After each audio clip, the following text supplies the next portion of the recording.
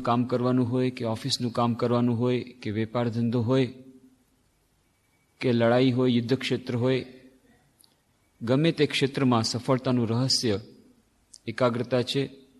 મહાપુરુષોના જીવનની સફળતાનું રહસ્ય એકાગ્રતા છે. કેવી રીતે સ્વામી વિવેકાનંદના જીવનની સફળતાનું રહસ્ય એકાગ્રતા છે. આ બધી વાતો આપણે જોઈ હતી વિસ્તારથી.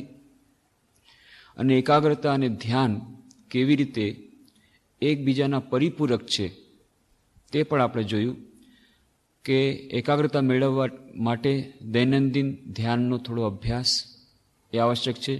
એવી જ રીતે ધ્યાનમાં આગળ વધવા માટે મનની એકાગ્રતાની આવશ્યકતા છે.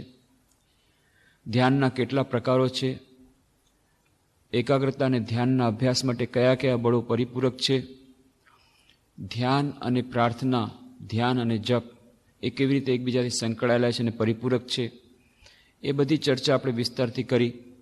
એકાગ્રતા માટેના જે આવશ્યક અંગો પોતાના જીવનમાં, જીવનની નિયમિતતા, શુદ્ધ મનની આવશ્યકતા અને શુદ્ધ મનને મેળવવા માટે, મનને વશ કરવા માટે એક રૂટીનની આવશ્યકતા, આ બધી ચર્ચા આપણે વિસ્તારથી કરી.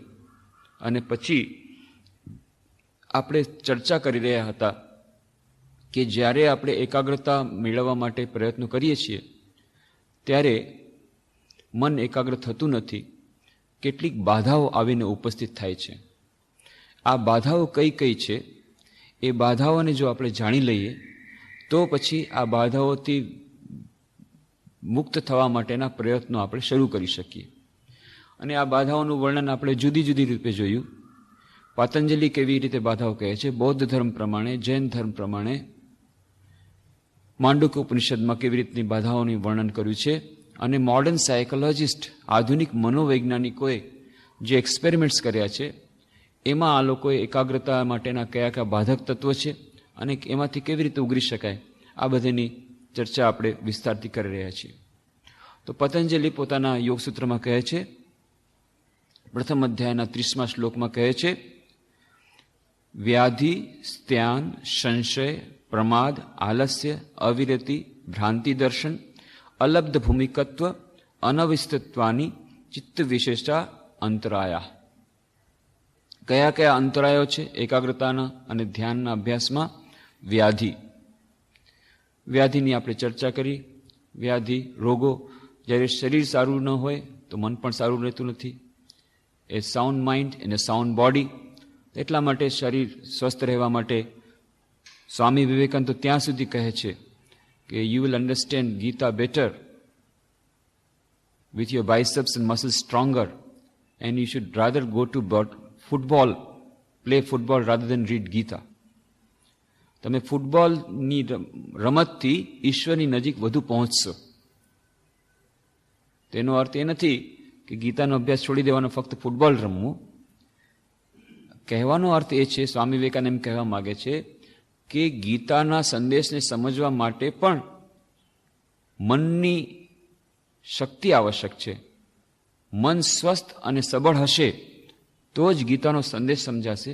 અને મન સ્વસ્થ અને સબળ એકાગ્ર ત્યારે જ બનશે જ્યારે શરીર સ્વસ્થ અને સબળ બનશે. અને એટલા માટે રમતગમતની આવશ્યકતા છે. તો સાઉન્ડ માઇન્ડ અને સાઉન્ડ બોડી. વ્યાધિ જ્યારે હોય, જ્યારે રોગ હોય ત્યારે મન એકાગ્ર થતું નથી. શરીર જો દુર્બળ હશે તો મન એકાગ્ર થશે નહીં. આ વિશેની આપણી ચર્ચા કરી. પણ એમાં એક વાત યાદ રાખવાની કે શારીરિક દુર્બળતા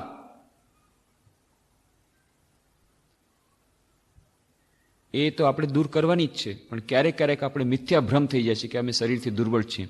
આ મિથ્યાભ્રમ વળી એક નવું કોમ્પ્લેક્સ ઉત્પન્ન કરે છે. એનાથી પણ સાવધાન રહેવાનું. ઉપનિષદમાં કહ્યું છે, નાયમાત્મા બલહીને લભ્યા.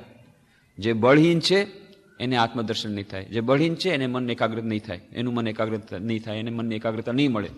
એ જીવનમાં આગળ નહીં વધી શકે. તો બસ આ સાંભળીને હતાશ થઈ ગયા તો ઠીક છે, મારું તો શરીર સ્વસ્થ નથી, અથવા તો હું તો દુર્બળ છું, હું નિર્બળ છું શારીરિક રીતે, તો મારાથી તો કંઈ નહીં થાય. આ એક નવો બીજો રોગ થઈ ગયો. ઇન્ફિનિટી કોમ્પ્લેક્સ આવી ગઈ, નિરાશા આવી ગઈ. આ બીજી એક બાધા ઉત્પન્ન થઈ ગઈ એકાગ્રતાના ધ્યાનના અભ્યાસમાં જવા માટે થઈને. તો આ કોમ્પ્લેક્સ નથી રાખવાનું. નાયમાત્મા બલિને લભ્ય જે વાત કરી છે કે શરીર સ્વસ્થ રાખવાનું અને વ્યાધિથી દૂર રહેવાનું, એ છે એકાગ્રતા મન માટે. વ્યાધિ હશે તો મન એકાગ્ર નહીં થાય, એટલા માટે સાવધાની આપવાનું કહ્યું. એનો અર્થ એ નથી કે આપણે એને કોમ્પ્લેક્સ બનાવી લઈએ. તો શરીર દુર્બળ હશે, નિર્બળ હશે તો એને વધુ વધુ નિરોગી બનાવવા માટેના પ્રયત્નો આપણે કરશું. આ એનો પોઝિટિવ આઉટલુક છે. નેગેટિવ આઉટલુક શું છે? મારું શરીર તો દુર્બળ છે, તો પછી મારાથી હવે કાંઈ નહીં થાય, આત્મ સાક્ષાત્કાર નહીં થાય, ધ્યાન પણ નહીં થાય, મન પણ એકાગ્ર નહીં થાય, મારાથી કાંઈ નહીં થાય અને નીચે બેસી જાય. એ બરાબર નથી. યાદ આવે છે એક બહુ સુંદર પ્રસંગ. રામકૃષ્ણ મઠ અને મિશનના 10મા પરામાધ્યક્ષ હતા શ્રીમદ સ્વામી વીરેશ્વરાનંદજી મહારાજ. અદ્ભુત મહાપુરુષ. કોઈ એમને જોયા હશે. આ મંદિરનું ઉદ્ઘાટન થયું ત્યારે આ ઉપર જે મંદિરની પ્રતિષ્ઠા એમના જ હસ્તે થઈ હતી. અને જોતા એમ ન લાગે કે આ એક મહામાનવ છે. સાવ દુબળા પાતળા, સાવ ઠીંગણા, ખૂબ જ ઓછી એમની હાઈટ, ખૂબ જ એપચું એમનું વજન. જ્યારે એમની મહાસમાધિ થઈ ત્યારે આખા શરીરનું વજન 26 કિલો હતું. અમે લોકોએ નાપ્યું હતું વજન કરીને, 26 કિલો વજન. અવશ્ય ત્યારે ખૂબ જ દુબળા થઈ ગયા હતા અને ફક્ત હાડકા સિવાય કંઈ નહોતું. પણ અમસ્તુ જ્યારે જીવતા હતા ત્યારે પણ હાડકા સિવાય કંઈ વિશેષ કંઈ નહોતું. અને એમનો ખોરાક કેટલો! 1 ચમચી ભાત લે, એમાંથી પછી અડધી ચમચી કરે, એ અડધી ચમચી ભાતમાંથી વળી 2-4 દાણા લે. આ એમનો ખોરાક ભાતનો. એવી રીતે શાક અડધી ચમચીમાંથી અડધી ચમચી લઈ લીધી, ટેસ્ટ થઈ ગયું. તો આટલો ઓછો ખોરાક. એકવાર તો ત્યાં રાયપુર આશ્રમમાં આવ્યા હતા, મધ્યપ્રદેશના આશ્રમમાં. ત્યાં એક સ્વામીજી હતા, ડૉક્ટર હતા, પોતે MD હતા, ગોલ્ડ મેડલિસ્ટ, ખૂબ જ એ વિદ્વાન ડૉક્ટર. તો એમણે કહ્યું આ વીરેશ્વરાનંદજી મહારાજ ભોજન લઈ રહ્યા છે, જોયું કે બહુ ઓછું લઈ રહ્યા છે. ત્યારે એમણે કહ્યું, મહારાજ તમે આવી રીતે તમે ભોજન લેશો એ તો બરાબર નથી. એક માનવ શરીર માટે મિનિમમ કેલોરીઝની આવશ્યકતા હોય છે અમારા મેડિકલ સાયન્સ પ્રમાણે. તો તમારે એટલી મિનિમમ કેલોરીઝ રહેવી જોઈએ. તમે આટલું ઓછું ભોજન લ્યો એ ચાલે નહીં. અમારું મેડિકલ સાયન્સ કહે છે કે આટલી કેલોરીઝ મિનિમમ હોવી જોઈએ, એટલે આપ ભોજન વધારો. તો મહારાજે હસીને કહ્યું, તો તમારું મેડિકલ સાયન્સ ફેલ થઈ ગયું ને. કારણ કે હું તો આટલા વર્ષોથી, આ છેલ્લા 90 વર્ષોથી આટલા જ ભોજન ઉપર છું, તો હું જીવી રહ્યો છું, એટલે તમારું મેડિકલ સાયન્સ ફેલ. કાંઈ બોલી ન શક્યા. ખરેખર એક અદ્ભુત હતું, આશ્ચર્ય હતું, ચમત્કાર હતો. એટલા ઓછા ભોજનમાં પણ વધારેમાં વધારે કામ કરવું, ક્યાં દેશ વિદેશમાં ફરવું, દિવસ અને રાત કામ કરવું, કેટલા પ્રકારના કાર્યો. લગભગ 76,000થી વધારે તેમના મંત્રી શિષ્યો હતા. અમારે લાખો લોકો એમના ભક્ત હતા.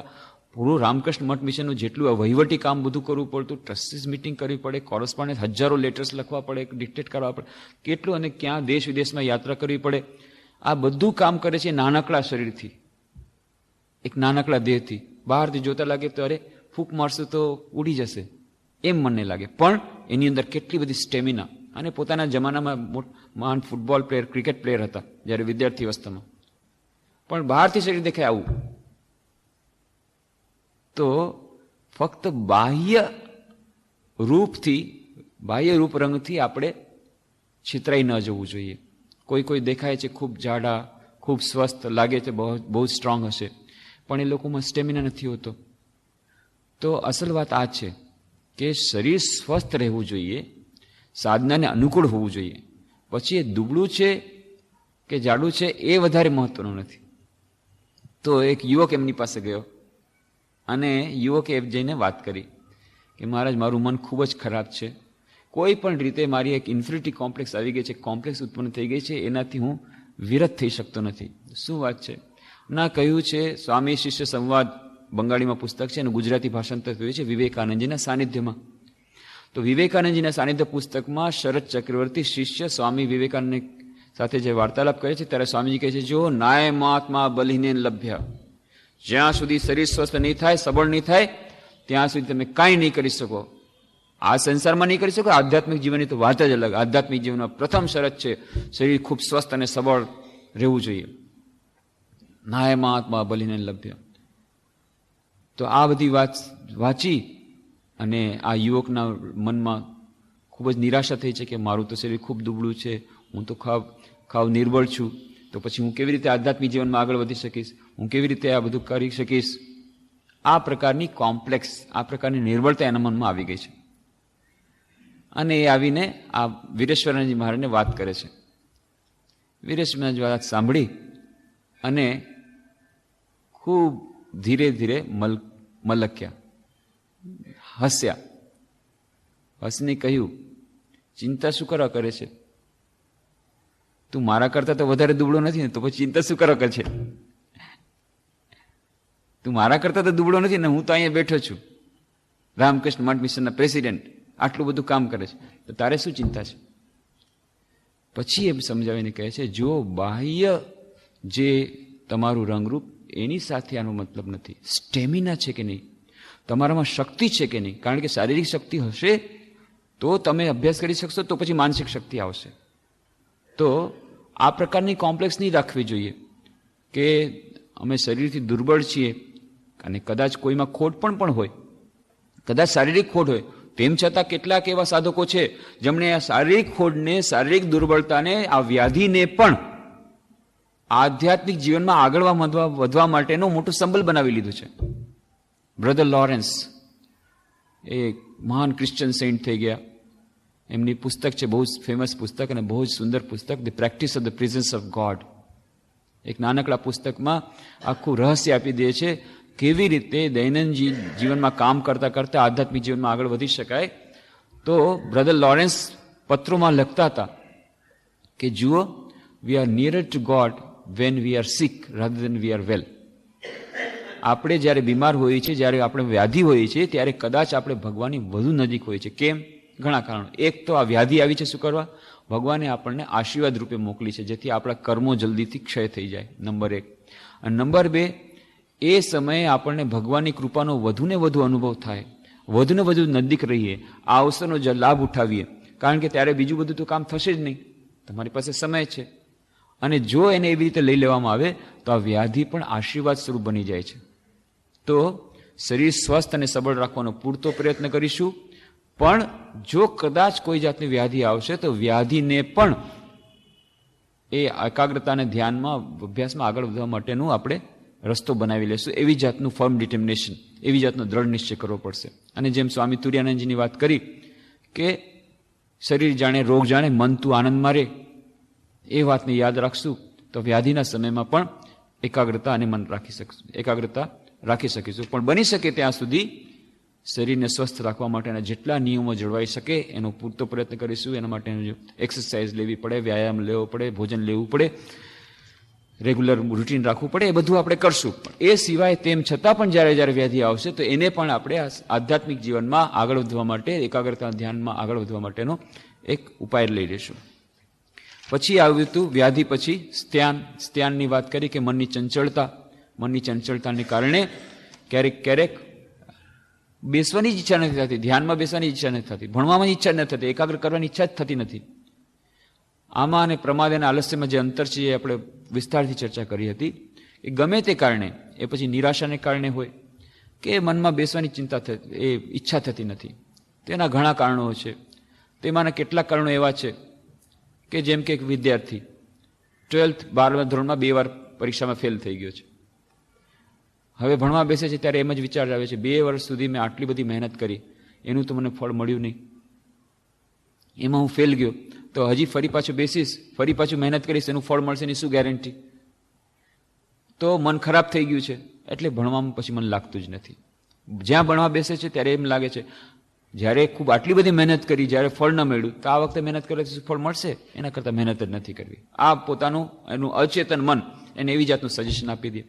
એવી જ રીતે કોઈ ધ્યાન કરવા બેસે, ઘણી વાર અસફળતા મળી છે, ધ્યાનમાં મન એકાગ્ર થતું નથી, ત્યારે મન એમ જ થાય છે કે ના, ધ્યાનમાં બેસવું જ નથી.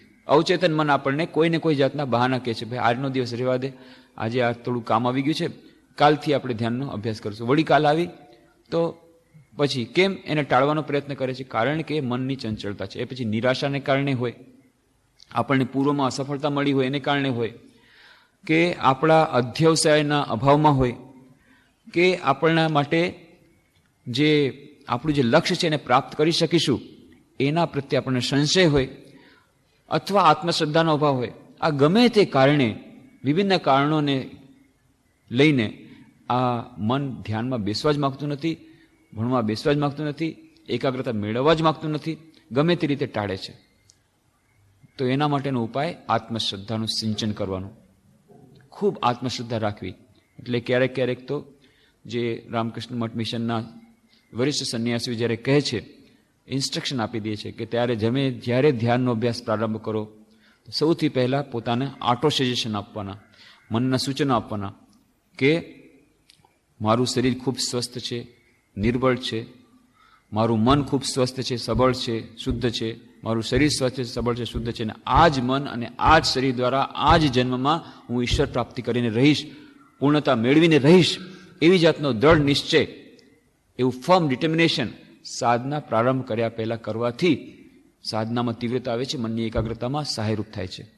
જ્યારે જ્યારે બેસવાનું થાય, એવી રીતે વિદ્યાર્થી જ્યારે ભણવા બેસે ત્યારે એ વિદ્યાર્થી ભણવા બેસતી વખતે જ એ દ્રઢ નિશ્ચય કરીને બેસે કે ના, મારે એકાગ્રતા મેળવવી જ છે અને આજથી ને અત્યારથી જ મારે મન એકાગ્ર કરવું જ પડશે અને કરીને રહીશ. કેમ ન થાય? જો બીજાને થાય છે તો મને જરૂર થશે. પોતાનામાં શ્રદ્ધા, પોતાની શક્તિમાં શ્રદ્ધા, બીજાને થાય છે મને જરૂર થશે, કેમ નહીં થાય, કરીને રહીશ, એવી જાતનો દ્રઢ નિશ્ચય કરવાથી મનની એકાગ્રતામાં ખૂબ આગળ વધાય છે અને ખૂબ એ આપણને સહાયરૂપ થાય છે. શરદ ચક્રવર્તી, સ્વામી વિવેકાનંદના શિષ્ય, ગયા એકવાર સ્વામીજી પાસે, શું ચાલે છે? મનનો અભ્યાસ, ધ્યાનનો અભ્યાસ બરાબર ચાલે છે? ના, નથી ચાલતું. કેમ, શું ચાલે છે? બહુ નિરાશા થાય છે, ક્યારેક ક્યારેક હતાશા આવી જાય છે. શું હું કરી શકીશ? મને જાતનો ડાઉટ આવે છે, સંશય આવે છે કે શું મને ઈશ્વર પ્રાપ્તિ થશે? શું મને એકાગ્રતા મનની મળશે? શું મને આવી નિરોધની સ્થિતિ અથવા સમાધિની અવસ્થા મને પ્રાપ્ત થશે? મને તો નહીં થઈ શકે, મારું મન તો આટલું ખરાબ છે, મને નહીં થઈ શકે. આવી જાતના સંશય આવે છે, આવી જાતના ડાઉટ આવે છે અને એને કારણે મન ખરાબ થઈ જાય છે, મન ધ્યાનમાં બેસવા જ નથી માગતું. સ્વામીજીએ કહ્યું, નહીં, બિલકુલ આવા વિચારો ક્યારેય નહીં કરવાના. પોઝિટિવ થિંકિંગ, હંમેશા હકારાત્મક વલણવાળો વિચાર રાખો. અને બહુ સુંદર વાત કરી. અરે, આપણા શાસ્ત્રોમાં કહ્યું છે, એના ઉપર તો જરા વિશ્વાસ રાખ. શાસ્ત્રમાં શું કહ્યું છે? કાળે કીટથી લઈને બ્રહ્મા પર્યંત બધાને મુક્ત થવું જ પડશે.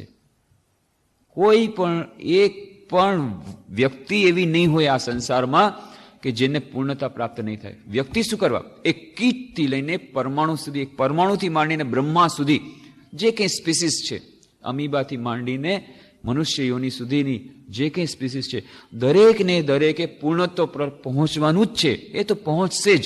તમે પ્રયત્ન કરો કે ન કરો, તમને પહોંચવાનું જ છે પૂર્ણતામાં. એક સમય એવો આવશે કે જ્યારે કીટથી બ્રહ્મા સુધી બધાને નિરોધની અવસ્થા, નિર્વિકલ્પ સમાધિની અવસ્થા પ્રાપ્ત થશે, પૂર્ણતાની અવસ્થા પ્રાપ્ત થશે, પૂર્ણ એકાગ્રતાની સ્થિતિ પ્રાપ્ત થશે. આ તો પરમ સત્ય છે. તો તમે શું અપવાદરૂપ છો? તમને પણ થશે, જરૂર થશે. એટલું જ છે કે જો પ્રયત્ન કરશો તો વધુ જલ્દી થશે, પ્રયત્ન નહીં કરો તો પણ થશે. તો એવી જાતની નિરાશા રાખવાની જ નહીં કે હું ક્યારે લક્ષ્યમાં નહીં પહોંચું. જરૂર લક્ષ્યમાં પહોંચીશ. એક ને એક દિવસે લક્ષ્યમાં પહોંચીશ જ. આવી જાતનો દ્રઢ નિશ્ચય, આ જે આશાના વિચારો, હકારાત્મક વલણના વિચારો ધ્યાનના અભ્યાસ પહેલાં, ભણતા પહેલાં કે એકાગ્રતાના અભ્યાસ પહેલાં જ્યારે કરવામાં આવશે, એનાથી ખૂબ લાભ થાય છે. કારણ કે મોટા ભાગના વાદળો જે છે એકાગ્રતા ઉપર જે છવાઈ ગયા હોય છે, એ વાદળો છે નિરાશાના. નિરાશાના વાદળો જ્યારે છિન્ન ભિન્ન થઈ જશે ત્યારે એકાગ્રતા રૂપી સૂર્ય ઝળહળશે. તો આ દ્રઢ નિશ્ચય કે ના, મારે આ જ જન્મમાં, આ જ શરીર દ્વારા, આ જ મન દ્વારા આ પૂર્ણ એકાગ્રતા પ્રાપ્ત કરવી છે અને એ કરીશ જ અને મને મળશે જ. એમાં મને કોઈ સંદેહ નથી. બધાને મળશે તો મને કેમ નહીં મળે? બલકે મને વધારે જલ્દીથી મળશે, કારણ કે હું વધારે પ્રયત્ન કરી રહ્યો છું. આવી જાતનો દ્રઢ નિશ્ચય. અને સ્વામી વિવેકાનંદની વાત કરતા, આઈ will drink the ocean, says the persevering soul. At my will, the mountains will crumble up into dust. Have that sort of energy, that sort of will, work hard, and you will reach the goal. I will drink the ocean, says the persevering soul.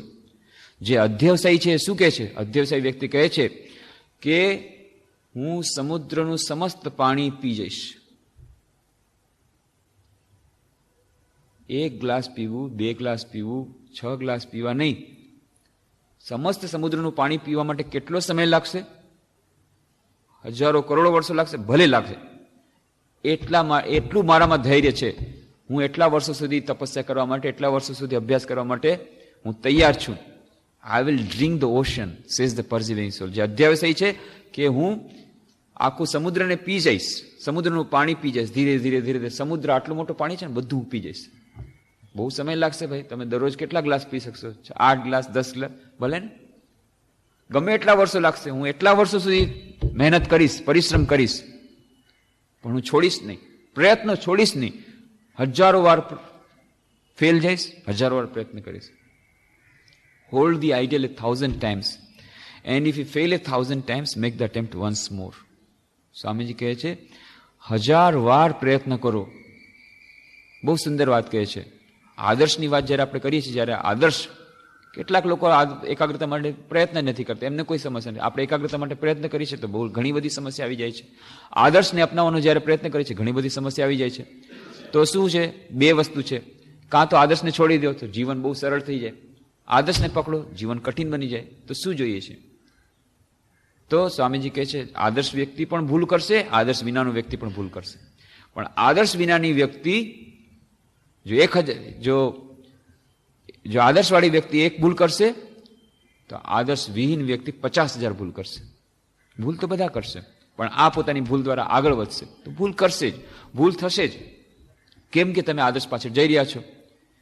I never heard a cow tell a lie, but it is always a cow and never a man. મેં કદી ગાયને જૂઠું બોલતા સાંભળી નથી, પણ એ ગાય છે, એ ગાય જ રહેશે. પણ મનુષ્ય જૂઠું બોલે છે, જૂઠું બોલે છે, મનુષ્ય પાપ કરે છે, જૂઠું બોલે છે, ખરાબ કામ કરે છે, પછી એનાથી પસ્તાવો થાય છે, પછી અસફળતા મળે છે, પછી અસફળતામાંથી પાઠ શીખે છે, પછી એ સફળતા તરફ આગળ વધે છે, પછી મહાન બની પૂર્ણ પરમેશ્વર બની જાય છે. પણ ગાય કદી એ પ્રમાણે આગળ વધી શકતી નથી. ગાય કદી જૂઠું બોલતી નથી, પણ એ બોલી શકતી નથી, એટલા માટે જૂઠું બોલતી નથી. મનુષ્ય બોલી શકે છે, એટલા માટે આજે જૂઠું બોલે છે, આવતીકાલે સત્ય બોલશે. એટલા માટે ગભરાવાનું નહીં. Hold the ideal.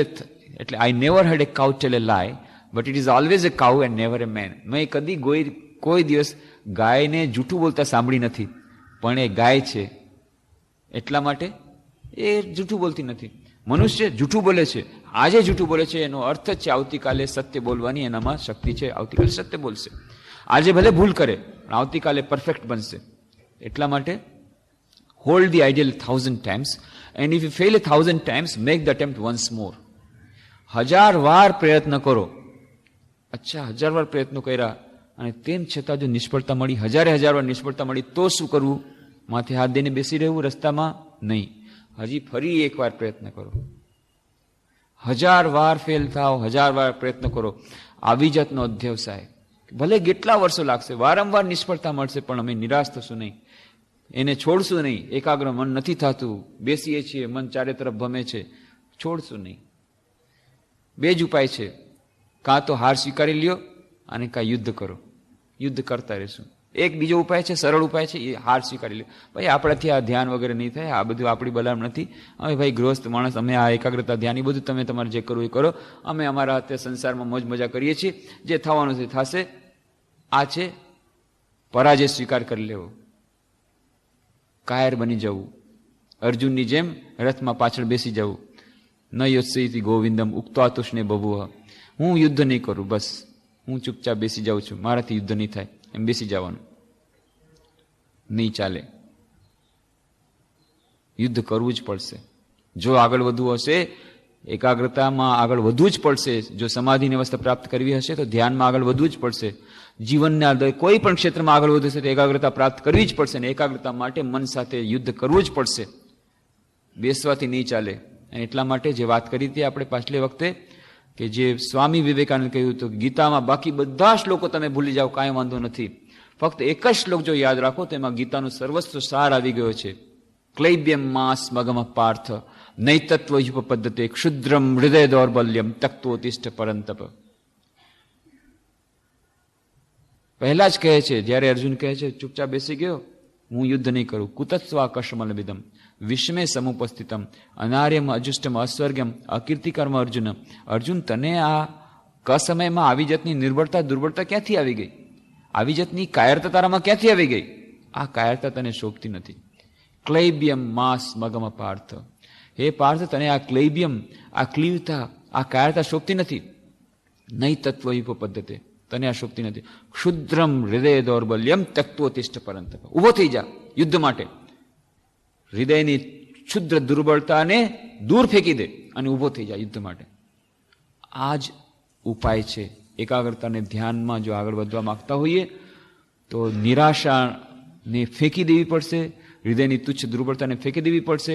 હજારો વાર નિષ્ફળતા મળશે, મન ચંચળ રહેશે, સ્ત્યાન થશે. સ્ત્યાન એટલે કે મન વિક્ષેપમાં રહેશે, મન ચંચળ થશે, મન બેસવા જ નહીં માગે તો પણ બળજબરીથી મનને બેસાડવું પડશે. મન એકાગ્ર થવા નહીં માગે. જ્યાં ભણવા બેસી ત્યારે એમ લાગે કે નહીં હવે કાલથી ભણવાનું શરૂ કરશું, અથવા તો આ વિષય નથી ગમતો, અત્યારે થોડી વાર ટીવી જોઈ લે, થોડીક વાર. પણ નહીં, ગમે તે રીતે મારે તો એકાગ્રતામાં આગળ વધવું જ છે, એકાગ્રતાનો અભ્યાસ કરવો જ છે. ધ્યાનના અભ્યાસ માટે પણ ઘણા સાધકોને એમ થાય છે કે ભાઈ ધ્યાનનો અભ્યાસ હવે જરાક મન સારું થાય પછી આપણે ધ્યાનનો અભ્યાસ પ્રારંભ કરીશું.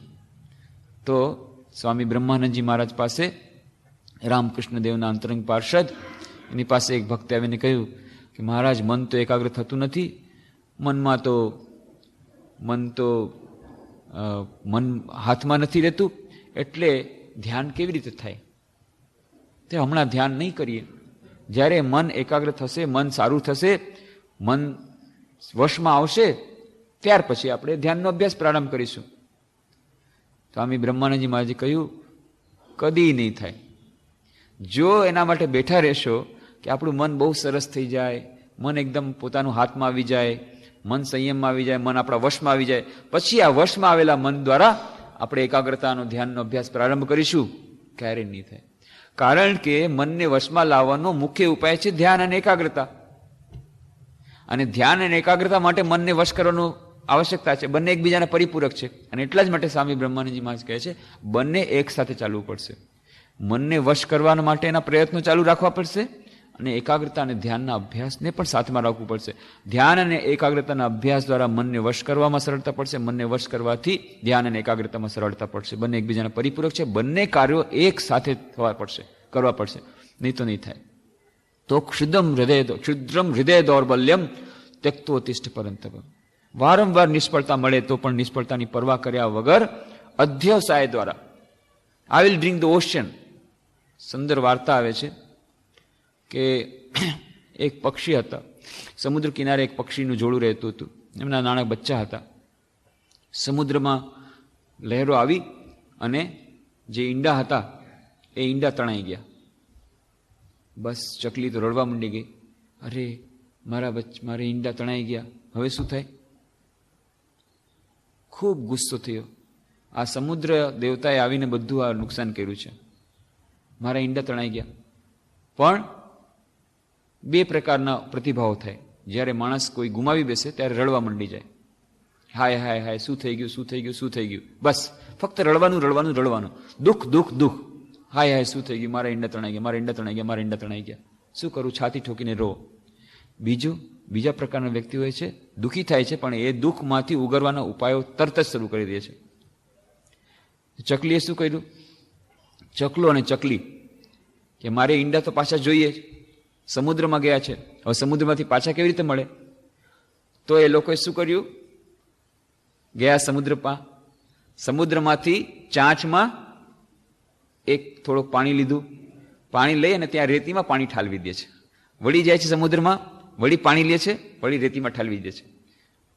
વળી ચાંચમાં થોડું પાણી લે છે સમુદ્રમાંથી, રેતીમાં પાસે જઈને ઠાલવી દે છે. આખો સમુદ્ર સુકાવી દેશું. ઈંડા તો સમુદ્રમાં છે ને, સમુદ્રમાં પાણી જ નહીં હોય તો મારા ઈંડા મળી જશે. વિચાર કરો ક્યારે એ કામ પૂરું થાય? આવડો મોટો સમુદ્ર, ચકલી નાના પોતાની નાની નાની ચાંચમાં થોડું થોડું પાણી લઈ સમુદ્રમાંથી લઈ અને રેતીમાં ઠાલવે છે, તો કેટલા વર્ષો લાગશે? ક્યારે પૂરું થશે કામ અને ક્યારે એને ઈંડા મળશે? અશક્ય લાગે છે કે નહીં? અશક્ય. પણ થોડી જ વારમાં એને ઈંડા મળી ગયા. કેવી રીતે? જ્યારે સમુદ્ર દેવતાએ જોયું કે અરે આ શું ગજબની વાત છે, આ ચકલો ચકલી કરી શું રહ્યા છે? ચકલો ચકલી કરે છે, સમુદ્રને અમે સમુદ્રનું પાણી સૂકી નાખશું એટલા માટે પુરુષાર્થમાં લાગી ગયા છે. અને અશક્ય જેવું કામ પણ અધ્યવસાય દ્વારા, કે ભલે હજારો લાખો કરોડો વર્ષો સુધી અમારે કરવું પડશે, પણ મારે તો મારા ઈંડા જોઈએ જ જોઈએ, જોઈએ જ જોઈએ, જોઈએ જ જોઈએ. એટલા માટે પાણી લાવે છે ચાંચમાં, આવીને પાછું નાખી દે છે. વળી ચાંચમાં પાણી લાવે છે, વળી રેતમાં નાખી દે છે. અને આ જોઈને સમુદ્ર દેવતા પ્રસન્ન થઈ ગયા. વાહ, ગજબ છે તમારો અધ્યવસાય, ગજબ છે તમારો પુરુષાર્થ. આવડો મોટો પુરુષાર્થ તમે આદર્યો છે, સમુદ્રને સૂકવી નાખવાનો પુરુષાર્થ તમે આદર્યો છે. સમુદ્ર દેવતા પ્રસન્ન થઈ ઈંડા હાથમાં આપી દે છે, લ્યો તમારા ઈંડા. તો જ્યારે એકાગ્રતા અને ધ્યાનના અભ્યાસમાં આપણે આગળ નથી વધી શકતા, ઈશ્વરની કૃપા આપણને ક્યાંકથી એક મદદ મળી જાય અને અદ્ભુત રીતે આપણે આગળ વધી શકીએ, ખબર પણ નહીં પડે. આપણને પોતાને આશ્ચર્ય થશે, અરે આટલી સફળતા આપણને મળી શકતી હતી, કોઈ જાતની આપણને આશા નહોતી, પણ એ મળશે, ક્યારેક ક્યારેક મળી જાય છે. ઈશ્વરની કૃપાથી તો કોઈ પણ વસ્તુ અશક્ય નથી. ક્યારે કોને કેવી રીતે મળી જશે કંઈ ખબર નહીં. મનની અંદર તો અનંત શક્તિ છે, ક્યારે અનંત શક્તિ પ્રગટ થઈ જશે કંઈ કહેવાય નહીં, ક્યારે આ પડદો ચીરાઈ જશે કંઈ કહેવાય નહીં. પણ એ થયું ક્યારે? જ્યારે સમુદ્ર દેવતાએ જોયું કે પુરુષાર્થ કરી રહ્યા છે અને એવી જાતનો અધ્યવસાય કરી રહ્યા છે, એની વિશેની આપણે વાર્તા પણ કરી કે નારદ મુનિ ત્યાં જઈ રહ્યા છે. એક જણાએ તો કહ્યું, જ્યારે સાંભળ્યું કે હજી એને 4 જન્મ લેવા પડશે તો રડવા માંડી ગયો. અરે અમે આટલી તપસ્યા કરી, હજી મને 4 જન્મ લેવા પડશે? અરે એ રડવા માંડી ગયો. બસ એની સાધના ત્યાં જ પૂરી થઈ ગઈ. પણ બીજી વ્યક્તિ, એને જ્યારે નારદ મુનિએ કહ્યું કે ભગવાને કીધું છે કે આ આંબલીના ઝાડમાં જેટલા પત્તા છે, જેટલા પાંદડા છે, એટલા જન્મો તારે હજી લેવા પડશે, પછી તારી મુક્તિ થશે. હે, ભગવાને કીધું મારી મુક્તિ થશે? થશે તો અવશ્ય ને, આટલા પાંદડા જેટલા જન્મથી મુક્તિ અવશ્ય થશે. વાહ વાહ વાહ, આનંદમાં નાચવા માંડી, મારી તો મુક્તિ થશે, મારી મુક્તિ થશે. આટલા જન્મો સુધી ભલે હું તપસ્યા કરીશ, આટલા જન્મ ભલે તપસ્યા કરીશ, અધ્યવસાય હું તપસ્યા કરવા માટે તત્પર છું, પણ છેવટે મુક્તિ મળશે ને. વાહ વાહ વાહ. અને એટલો આનંદમાં આવી ગયો અને આકાશવાણી થાય છે, વત્સ ધન્ય છે તારી અધ્યવસાયને, ધન્ય તારા પુરુષાર્થને, આ જ ઘડીએ તને મુક્તિ મળશે, આ જ ઘડીએ તને વૈકુંઠ લોક મળશે. તો વાત ત્યાં છે, જો આપણે અધ્યવસાય રાખીશું, આપણે પુરુષાર્થમાં લાગી રહીશું, આપણે જો નિરાશાને વાદળાને આવવા નહીં દઈએ, ક્યાંક ત્યાં અણધારી સહાય મળશે, ક્યાંક ત્યાં અણધારી કૃપા મળશે. પણ પુરુષાર્થ એ કૃપાની પ્રથમ આવશ્યક સીડી છે. પુરુષાર્થ એ કૃપાનો પ્રથમ દ્વાર છે. પુરુષાર્થના દ્વારથી જ કૃપાનું વર્ષણ થાય છે. પણ આપણે શું કરીએ છીએ? કૃપા થશે તો થશે, એટલા માટે પુરુષાર્થ છોડી દઈએ છીએ. ક્યારેય નહીં થાય. પહેલા તમે પક્ષીની જેમ થોડુંક તો કામ શરૂ કરો, ભલે બીજા લોકો હસશે, ઓહો આવડું મોટું કામ ઉપાડ્યું, સમુદ્રને સૂકવી નાખવાનું કામ ઉપાડ્યું. મનને એકાગ્ર કરવું એ સમુદ્રને સૂકવી નાખવા જેટલું જ મહાન કામ છે. ભગવાન બુદ્ધ ત્યાં સુધી કહે છે કે કોઈ પણ એકલે હાથે હજારો વ્યક્તિઓને એકલે હાથે લડાઈમાં સામનો કરી શકે એ શક્ય છે, પણ પોતાના મનથી લડવું એ એના કરતાં વધુ કઠિન કામ છે. આટલું મોટું કઠિન કામ જ્યારે આપણે ઉપાડીએ તો લોકો હસશે, લ્યો આવું અશક્ય કામ. એકાગ્રતા કરવાનું કામ, ધ્યાન કરવાનું કામ પ્રારંભ કરી દીધું. પણ આપણે જો લાગ્યા રહીશું, પુરુષાર્થમાં લાગ્યા રહીશું, તો જરૂર આવી અણધારી સહાય આવશે. તો hold the ideal 1000 times and if you fail 1000 times, make the attempt once more.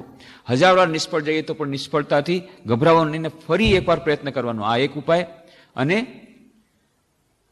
I will drink the ocean, says the persevering soul. At my will the mountains will crumble up into dust. Have that sort of energy, that sort of will, work hard and you will reach the goal. આ બીજું વાક્ય યાદ રાખવાનું છે.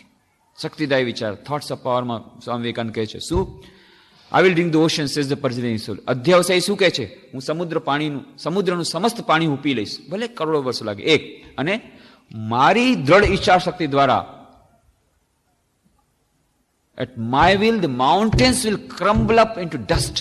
સમુદ્ર સમસ્ત પર્વતોને ચૂરે ચૂરા કરી નાખીશ, એવી મારામાં દ્રઢ શક્તિ છે. સમસ્ત પર્વતોને ચૂરાચૂર કરી નાખવા જેટલી દ્રઢ ઈચ્છા શક્તિ અને એવી જાતનો અધ્યવસાય, આવી જાતની ભાવના રાખવાની. વિશેષ કરીને જ્યારે આપણે એકાગ્રતાના અભ્યાસ માટે બેઠા હોઈએ, ભણવાનું હોય કે ગમે તે કામ હોય કે ધ્યાનના અભ્યાસમાં બેસતા પહેલા પોતાના મનમાં આવી જાતના વિચારો જો ઓટો સજેશન રૂપે દઈએ, સૂચનો રૂપે દઈએ, આ વસ્તુને યાદ રાખીજો. સ્વામી વિવેકાનંદે કહ્યું હતું, I will drink the ocean, says the persevering soul, at my will the mountains will crumble up into dust. આવી જાતના વિચારોને જો આપણે આપતા રહીએ તો એનાથી શક્તિ આવશે. આજે નિરાશાના વાદળો દૂર થઈ જશે, એનાથી મનને એકાગ્ર કરવામાં ખૂબ જ સહાયતા થશે. તો આવી જાતનો અધ્યવસાય અને આ નિરાશાથી જે અસફળતા મળે એનાથી ગભરાવાનું નહીં, અને જે દ્રઢ નિશ્ચય કે ના, મારે એકાગ્રતાના અભ્યાસમાં આગળ વધવું જ છે. સ્વામી વિવેકાનંદ અને બીજા એમના ગુરુભાઈઓ શ્રી રામકૃષ્ણની મહાસમાધિ પછી ત્યાં વરાનગર મઠમાં એ ભૂતિયો બંગલો, 11 રૂપિયા મહિને ભાડું, ત્યારના જમાનામાં બીજા કોઈ ભાડે લેતા નથી, એટલા માટે એ લોકોને મળી ગયું. મોટું મકાન છે અને લોકો કહે છે ત્યાં ભૂત રહે છે, એટલા માટે બીજું કોઈ ભાડે લેતું નથી. આ લોકોએ ભાડે રાખી લીધું મોટું મકાન, અને પહેરવાને કપડાં નથી, ખાવાને અન્ન નથી, પણ બધા મસ્તીમાં છે, સાધનાની મસ્તીમાં. અને ત્યારે આ લોકો જ્યારે ધ્યાનનો અભ્યાસ પ્રારંભ કરતા, એવા ઊંડા ધ્યાનમાં ચાલ્યા જતા. ત્યારે ઊંડા ધ્યાનમાં સહાયરૂપ થવા માટે ભગવાન બુદ્ધનો એક શ્લોક છે, એ શ્લોક યાદ કરતા. ભગવાન બુદ્ધ જ્યારે તપસ્યા કરી રહ્યા હતા, જ્યારે ત્યાં બોધિગયામાં, અને છેવટે જ્યારે સુજાતાના હાથેથી પાયસ તેમણે ખીર ગ્રહણ કરી, અને પછી તેમણે ત્યાં નદીના તીરે એ બોધગયામાં એકદમ બેસી ગયા આસન જમાવીને. હવે હું આ આસન પરથી ઉઠીશ નહીં, જ્યાં સુધી મને સિદ્ધિ લાભ નહીં થાય ત્યાં સુધી આ આસન પરથી ઉઠીશ નહીં, એવા દ્રઢ સંકલ્પ સાથે ત્યાં બેસી ગયા. અને પછી તેમને બોધિનો લાભ થયો. તો ઇહાસને શુષ્યતુ મે શરીરમ ત્વગસ્થી માંસમ પ્રલયમ ચ યાતિ અપ્રાપ્ય બોધિમ બહુકલ્પ દુર્લભમ નાયમાત ન કાયમાત ચલિષ્યતે. આ જે દુર્લભ, કરોડો જન્મોમાં પણ દુર્લભ એવો જે મોક્ષ છે, જે નિર્વાણ છે, જે સમાધિની અવસ્થા છે, જે મનની પૂર્ણ એકાગ્રતાની અવસ્થા છે, આ જ્યાં સુધી પ્રાપ્ત નહીં થાય ત્યાં સુધી હું આ આસન ઉપરથી ઉઠીશ નહીં. આવી જતા દ્રઢ સંકલ્પ સાથે ત્યાં બેસી ગયા. ભલે ને શરીર સુકાઈ જાય, માંસ, અસ્થિ, મજ્જા બધા અહીં સુકાઈને ખતમ થઈ જાય, શરીરનું જે થવાનું છે એ થશે, પણ હું ત્યાં સુધી આ આસન ત્યાગ કરીશ નહીં, આસન પર બેસીશ. આવા દ્રઢ નિશ્ચય સાથે બેઠા અને તેમને બોધિનો લાભ થયો. આ શ્લોકને યાદ કરીને સ્વામી વિવેકાનંદ એમના ગુરુભાઈઓ ઊંડા ધ્યાનમાં મગ્ન થઈ જતા. બસ કોઈ જાતને જ્યાં સુધી એમને લાભ નહીં થાય પરમ તત્વનો, પરમ એકાગ્રતા, ત્યાં સુધી નહીં ઉઠીએ. અને પછી એ લોકો તો ખાવા પીવાની કંઈ ઠેકાણું નથી, એમની ઈચ્છા પણ નથી, એ પ્રકારની કોઈ જાતની લાગણી જ નથી, ઊંડા ધ્યાનમાં મગ્ન થયા છે. ત્યારે એમના ગુરુભાઈ હતા સ્વામી વિવેકાનંદના, સ્વામી રામકૃષ્ણાનંદજી. તેઓ જાણે મઠની માતા સમાન હતા. ટ્યુશન કરીને થોડાક પૈસા મેળવતા, ને એ પૈસામાંથી ભાત કોઈ ખરીદી અને થોડા ભાત બનાવતા, અને ભાત અને કંઈક મીઠું મેળવી એના કોળિયા બનાવતા, અને આ મુઠ્ઠી બનાવી મુઠ્ઠા કોળિયા રાખી, અને આ ગુરુભાઈઓ જ્યારે ખૂબ કીર્તનમાં અથવા ધ્યાનમાં મગ્ન હોય, બળજબરીથી એના મોઢામાં નાખી અને એમને બચાવતા. તો આવી રીતે આ લોકો ત્યારે ધ્યાનમાં મગ્ન હતા. તો એના માટે કહેવામાં આવે છે કે જ્યારે આપણે ધ્યાન અને એકાગ્રતાનો અભ્યાસ કરીએ ત્યારે પ્રારંભમાં જ આવી જાતના વિચારો કે મારું શરીર સ્વસ્થ છે, સબળ છે, નિર્બળ છે, શુદ્ધ છે, મારું મન શુદ્ધ છે, સબળ છે, નિર્બળ છે, હું આ જ શરીર અને આ જ મન દ્વારા આ જ જન્મમાં ઈશ્વર પ્રાપ્તિ કરીને રહીશ, પૂર્ણ એકાગ્રતા મેળવીને રહીશ, અને આજે ને આજે એકાગ્રતાના અભ્યાસમાં હું જ્યાં સુધી આગળ નહીં વધું ત્યાં સુધી આસનનો ત્યાગ નહીં કરું, અને મારામાં પૂર્ણ અધ્યાવસાય છે, હું કોઈ દિવસ છોડવાનો નથી, નિરાશાના વાદળોને હું દૂર કરી દઈશ, જરૂર હું સફળતા મેળવીશ, આની પહેલાં હજારો વાર ભલે અસફળ રહ્યો પણ હું જરૂર સફળતા મેળવીશ. આવી જાતના પોઝિટિવ અને દ્રઢ નિશ્ચયના વિચારો લઈને જો આપણે ધ્યાનનો અભ્યાસ પ્રારંભ કરીશું અથવા એકાગ્રતાનો ધ્યાન પ્રારંભ કરીશું, જ્યારે આપણે બેસીએ એનાથી ખૂબ સહાયતા થાય છે, ખૂબ એનાથી સહાયતા મળે છે. અથવા તો હજી બીજું છે, જે લોકોને ઈશ્વરમાં વિશ્વાસ છે એ લોકોને હજી વધુ સરળ છે. ધ્યાનમાં બેસતા પહેલા ઈશ્વરને પ્રાર્થના કરી શકાય. વિદ્યાર્થીઓ ભણવાના બેસતા પહેલા ઈશ્વરને પ્રાર્થના કરશે કે હે પ્રભુ, હું અત્યારે ભણવા બેસી રહી છું, હું અત્યારે હવે ધ્યાનનો અભ્યાસ પ્રારંભ કરી રહી છું. તો આ મારા ધ્યાનના અભ્યાસ માટે મનની એકાગ્રતાની આવશ્યકતા છે, પણ મન તો મારું એકાગ્ર થતું નથી, મન તો ચારે તરફ ભટકે છે, ચંચળ છે. તો પ્રભુ તમે જ મને સહાયતા કરો જેથી મારું મન એકાગ્ર થાય, કમસે કમ આટલા સમય સુધી મારું મન બીજે ક્યાંય ન જાય. જેટલું મન એકાગ્ર થશે એટલું આપણને સફળતા મળશે. અત્યારે માની લ્યો આપણે આ ચર્ચા કરી રહ્યા છીએ. ચર્ચા કરતી વખતે હું મારું મન જેટલું એકાગ્ર રાખી શકીશ એટલી તમને ચર્ચામાં મજા આવશે. એવી જ રીતે તમે પણ સાંભળતી વખતે જેટલું મન એકાગ્ર રાખી શકશો એટલું તમને ચર્ચાનો આનંદ આવશે અને ચર્ચાનો લાભ મળશે. તો એ ચર્ચા પ્રારંભ કર્યા પહેલા પણ જ્યારે આપણે જેમ પ્રાર્થના કરીએ છીએ કે હે પ્રભુ, અમારું મન કમસે કમ આ ચર્ચા દરમિયાન આડું અવડે ન જાય. મન ભણતી વખતે આપણે એમ જ ભગવાનને પ્રાર્થના કરીએ, હે પ્રભુ મારું મન આડું ન જાય, કમસે કમ ભણતી વખતે ભણવામાં જ રહે. ધ્યાનના અભ્યાસ પ્રારંભ પહેલા, ઈશ્વરની ભક્તિ કરતા પહેલા, હે પ્રભુ આ આટલો સમય સુધી મારું મન આડું ન જાય એનું ધ્યાન રાખજો, એના માટે મને સહાયરૂપ થજો. આવી જાતની પ્રાર્થના. અને માની લ્યો ઈશ્વરમાં વિશ્વાસ નથી કોઈને, તો કાંઈ નહીં, પોતાના મનને પ્રાર્થના કરી શકે છે. હે મન, હવે હું અત્યારે ભણવા બેસી રહ્યો છું, આ 2 કલાક સુધી હે મારા મન તું બીજે ક્યાંય ભટકતો નહીં. પછી 2 કલાક પછી તારે જ્યાં જવું હોય ત્યાં જજે, પણ હમણાં આ 2 કલાક સુધી તું ક્યાંય ભટકતો નહીં. આવી જાતના સૂચનો કે અત્યારે હવે 1 કલાક આપણે ચર્ચા કરવાની છે એકાગ્રતા ધ્યાનમાં, 1 કલાક સુધી હમણાં બીજો વિચાર કરવાનો નહીં. તારે જે કંઈ વિચાર કરવા હોય કે ભાઈ આજે શાકભાજી ખરીદવા ક્યાં જવાનું છે, કે પેલા નોટ્સ આપવા કયા દોસ્તાને ત્યાં કેટલા વાગે જવાનું છે, આ બધા વિચારો ચર્ચા પૂરી થઈ જાય એના પછી આપણે કરીશું. અત્યારે આ 1 કલાક હે મન તો આ બધા વિચાર કરતો નહીં. આવી જાતનું સજેશન, આવી જાતનું સૂચનો કોઈ પણ પ્રારંભ કરતા પહેલા, એકાગ્રતાના અભ્યાસ પહેલા ખૂબ જ લાભદાયી નીવડે છે. તો આજે શરૂઆતમાં સંશય હોય કે ધ્યાન, સંશય, પ્રમાદ, આલસ્ય આ બધા એકબીજાથી સંકળાયેલા છે. આ બધા જ આપણા આ એકાગ્રતાના ધ્યાનના અભ્યાસમાં નડતરરૂપ છે બધા. તો સંશય એ આવે છે ત્યારે જ ધ્યાન આવે છે, ધ્યાન આવે છે ત્યારે સંશય આવે છે. સંશય જ્યારે આપણે પોતાની કેપેસિટીમાં સંશય આવે છે કે હું કરી શકીશ કે નહીં, મેળવી શકીશ કે નહીં, સફળતા મળશે કે નહીં, આ સંશય આવે છે ત્યારે ધ્યાન આવે છે, ત્યારે મન વિક્ષેપમાં પડે છે, ત્યારે મન બેસવા માંગતું નથી. અને એને લીધે પછી પ્રમાદ આવે છે. પ્રમાદ એટલે ટાળવું. પ્રમાદ અને આળસ બેમાં ફરક છે. ધ્યાન છે કે મનની વિક્ષેપની શક્તિ, એ રજુગુણને કારણે થાય છે. અને આળસ છે તમુગુણને કારણે, કે નિદ્રા, ઝોકા આવે, ઝોલા આવે ભણવા બેસી ત્યારે અથવા ધ્યાનના અભ્યાસમાં, એ છે તમુગુણને કારણે થાય આળસ. અને પ્રમાદ છે દીર્ઘસૂત્રી બનવું. અચ્છા ઠીક છે, પછી થશે લાપરવાહી, બેજવાબદારી, બેપરવાહી. અચ્છા ઠીક છે, હા વાત તો સાચી છે, 12મું ધોરણ છે તો હજી તો 3 મહિના બાકી છે ને, આવતા વખતે આપતા મહિના શરૂ કરી દેશે. આ મહિનો જવા દો, જાન્યુઆરીથી આપણે એકદમ ભણવાનું શરૂ જ કરવાનું છે, ડિસેમ્બરનો મહિનો મજા કરી લઈ, પછી થશે. ધ્યાનના અભ્યાસમાં હા વાત સાચી છે, ધ્યાનનો અભ્યાસ પ્રારંભ તો કરવો છે. હવે આ દીકરીના લગ્ન પતી જાય પછી આપણે ધ્યાન કરવું છે. આ દીકરીના લગ્ન પતી જાય પછી 1.5 વર્ષ હમણાં આપણે કરી લઈએ બધું, એટલે 1.5 વર્ષ પછી પાછું ત્યાં સુધીમાં બીજા દીકરાના લગ્ન થઈ ગયા, ત્યાં પછી કોઈનું અન્નપ્રાશન આવશે, એ આવશે જ આવશે, કોઈ નહીં, એ ટાળવાની વાત. તો એટલા જ માટે તુલસીદાસ કહેતા હતા કે જો આગળ વધવું હોય એકાગ્રતાના ધ્યાનના અભ્યાસમાં પ્રમાદ છોડવો પડશે. પ્રમાદ એક બહુ મોટો શત્રુ છે એકાગ્રતાના ધ્યાનના અભ્યાસમાં. કાલ કરે સો આજ કર, આજ કરે સો અબ, પલમહ પરલય હોયગી, બહોરી કરેગો તબ કબ. કાલ જે કરવાનું છે ને આજ કરી લ્યો, અને આજ કરવાનું છે અત્યારે કરી લ્યો. કોણ જાણે કોનું ક્યારે શું થાય કાંઈ ખબર નથી, એટલા માટે અત્યારે ને અત્યારે જે કંઈ કરે અત્યારે કરી લ્યો, હમણાં કરી લ્યો. પણ એના જવાબમાં કોઈ બીજાએ બહુ સુંદર વાક્ય કહ્યું. શું કહ્યું? આજ કરે સો કાલ કર, કાલ કરે સો પરસો, ઇતની જલ્દી ક્યા હૈ જબ પ્યારે જીના હૈ બરસો.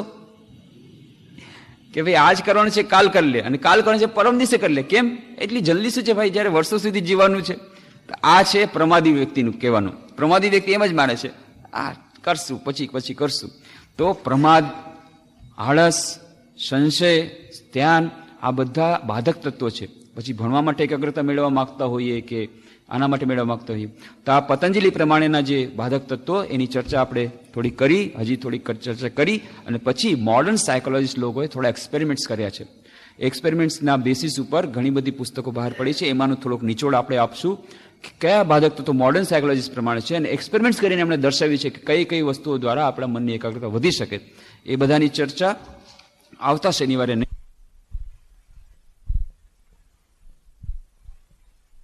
12 તારીખે શનિવારે આપણે આ ચર્ચા આગળ ચલાવશું. આજે અહીં જ વિરમીએ. ઓમ શાંતિ શાંતિ શાંતિ. હરિ ઓમ તત્સત. શ્રી રામ કૃષ્ણાર્પણમસ્તુ.